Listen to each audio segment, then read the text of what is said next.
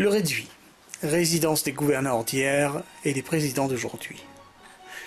Dans le décor du château du Réduit, une longue succession de noms jette des repères, des pages françaises de l'histoire du Réduit et de son château. Pourtant, rien ne prédestinait ce lieu à devenir la prestigieuse résidence du pouvoir d'État qu'elle est devenue au fil du temps. Remontez le temps et remontez les noms de la période française et vous trouverez celui par qui tout commence.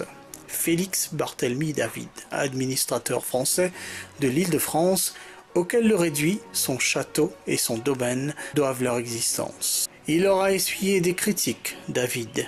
Les raisons avancées pour son projet du Réduit auront été tournées en dérision.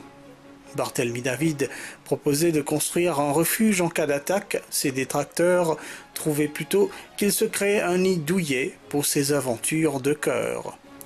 À travers l'histoire, sa création, le Réduit, a perduré et fait partie aujourd'hui du patrimoine mauricien. Alors Yvan, bon, déjà aujourd'hui en voyant ce château, il est vraiment imposant, il est très large, il est placé dans un écrin vert, on va dire. Donc, est-ce que finalement, aujourd'hui, ce lieu donne un peu raison à la personne qui l'avait imaginé, Félix Barthélemy David? Alors, ce côté réservé, à l'abri des regards indiscrets, ça s'est maintenu, pour des raisons historiques, entre autres l'intimité des habitants, des gouverneurs qui se sont succédés. Et ce qui fait qu'on a un peu conservé le cachet original, c'est-à-dire un promontoire entre deux rivières bien encastrées, assez difficile d'accès, et ce qui fait que le site est pratiquement resté ce qu'il était quand Barthélemy David est à la recherche dans Moka d'un endroit pour abriter ce qu'il appelait un réduit, c'est-à-dire, en cas d'attaque, un endroit où on peut se réfugier. Aujourd'hui, on dirait un centre de refuge. Un château construit à la place d'un refuge. Étrange parcours. En 1746, Maurice s'appelle encore l'Île-de-France. Félix Barthélemy David, nommé à la tête de l'administration de l'Île-de-France, le 6 mars 1746, débarque le 6 octobre. Il succède à Maille de la Bourdonnais. Le temps est à la vigilance, car sur la carte mondiale, la rivalité coloniale anglo-française est à son apogée. La Bourdonnais, pour sa part, avec Dupleix, vient de s'emparer de Madras. Les ports de ce genre, dont l'Île-de-France, sont des atouts cruciaux dans le commerce maritime qui relie les Indes à l'Europe. L'Île-de-France vit sous la menace constante d'une invasion anglaise. C'est la guerre des comptoirs.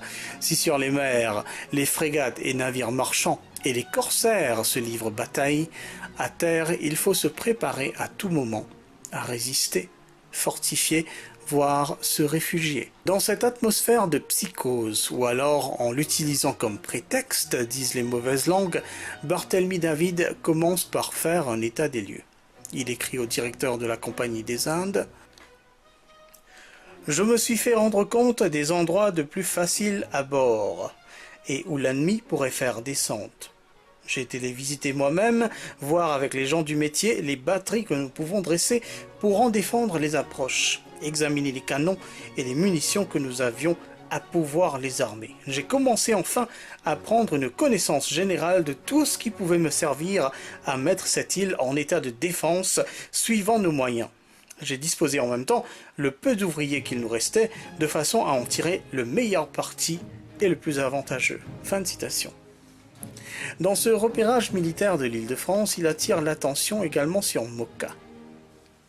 Le 27 juin 1747, je fus visiter les terrains de Moka, quartier de l'île derrière les montagnes qui ferment l'enfoncement du port du nord-ouest. La cause de cette visite était que depuis que nous travaillions à faire des dispositions pour la défense de l'île, je m'aperçus que le peu de monde que nous étions et la quantité de postes à défendre qui divisaient prodigieusement nos forces pouvait nous faire craindre qu'étant vigoureusement attaqués, nous ne fussions aisément forcés et par conséquent l'île prise. N'ayant aucune fortification où nous puissions nous rassembler, être à couvert et faire ferme pendant 24 heures. Félix Barthélemy David, justement, lorsque l'idée naît de créer un endroit pareil, il propose, justement, comme vous l'avez dit, un endroit qui servirait de refuge en cas d'attaque des Anglais, etc.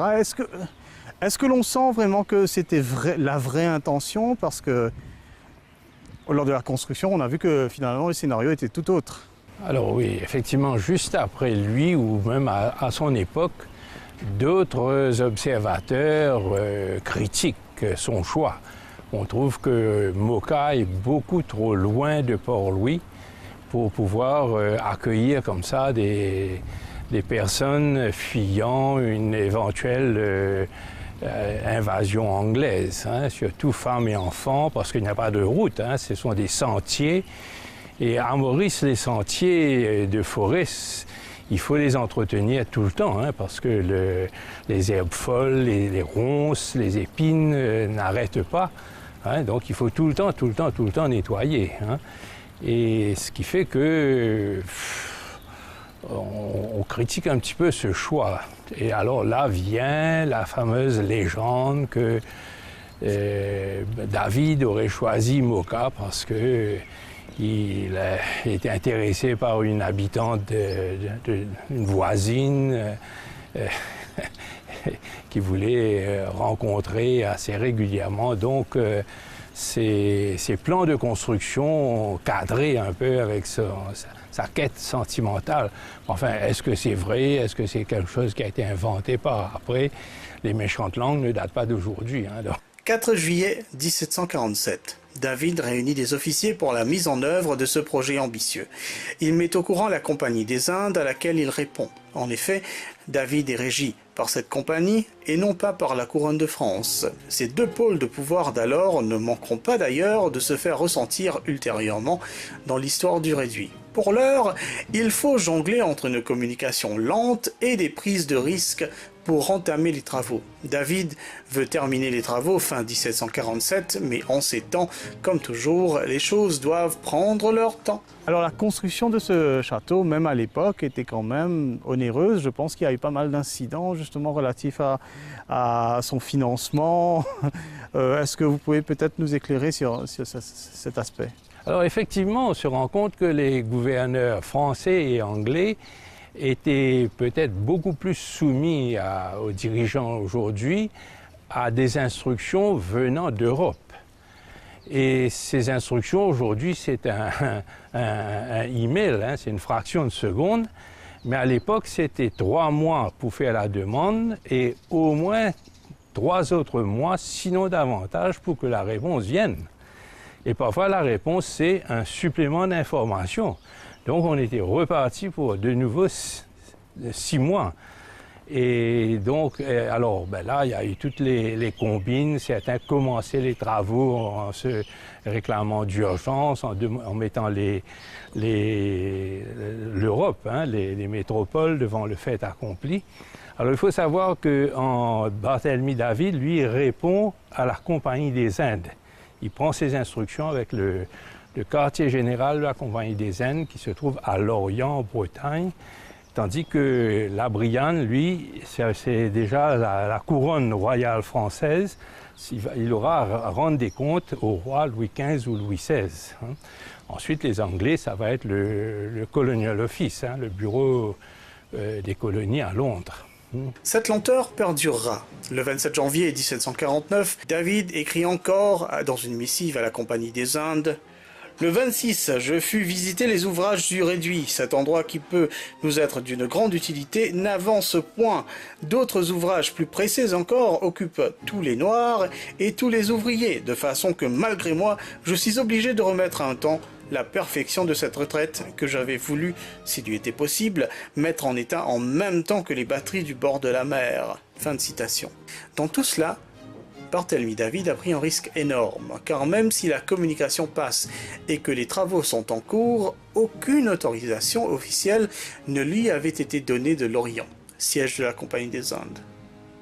Il occulte en même temps une instance cruciale, le Conseil supérieur des Îles-de-France et de Bourbon. Cette instance ne communiquera son accord de principe qu'en février 1749. Mais le fait est, c'est qu'il construit une première résidence en bois et qui ne va pas tenir le coup. Hein. Au bout de 30 ans, il ne reste plus rien. Les Carias ont dévoré tout ce qui était en bois, les poutres, les cloisons. Et donc en 1778, la Brianne, notre gouverneur, devra tout recommencer en maçonnerie. Donc au bout de cela, il y a un ravin. C'est en voyant justement cet endroit, cette morphologie, finalement, est-ce que véritablement, quand même, le réduit avait le potentiel d'être une forteresse? Bon, ben, il aurait fallu parfaire la protection, si c'était nécessaire. Mais quand on pense qu'à Port-Louis, les Anglais, ils ont construit le fort Adélaïde, la citadelle. Le fort Adélaïde a été construit dans les années 1830. Bon, c'est l'époque du projet d'abolition de l'esclavage. Les colons français, enfin franco-mauriciens, résistent parce qu'ils sentent qu'ils vont perdre beaucoup d'argent. Il y a une grande agitation. Donc c'est à cette époque-là qu'on construit la citadelle à grands frais. Et la citadelle ne va jamais servir. Ça va servir à rien, même pas pendant la Seconde Guerre mondiale. Hein. Et donc, c'est un peu le cas de toutes les dépenses nucléaires. Si on pense à tous les avions de chasse, les chars d'assaut, les bombes atomiques nucléaires qui ont été construits, qui heureusement n'ont servi à rien. Mais enfin, les dépenses militaires sont des dépenses très très importantes. Hein. Barthélemy David ne profitera pas longtemps de son château.